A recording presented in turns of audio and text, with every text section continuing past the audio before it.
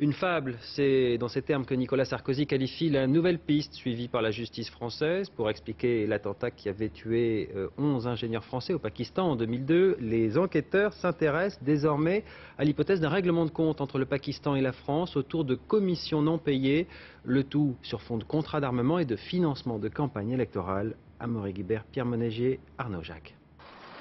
Depuis 7 ans, elle cherche les responsables de la mort de son père, tué dans l'attentat de Karachi, et se retrouve aujourd'hui plongée dans une obscure affaire d'État.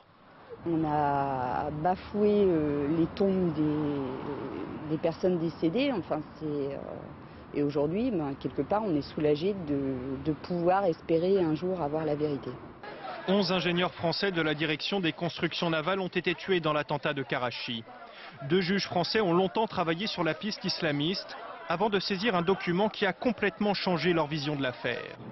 À l'origine, il y a un contrat passé entre la France et le Pakistan pour la vente de 3 sous-marins et à la clé des commissions importantes. Une partie de ces commissions ont été destinées à des Pakistanais, notamment des officiers supérieurs pakistanais eux-mêmes en relation avec des mouvements terroristes et donc des gens peu fréquentables à Karachi.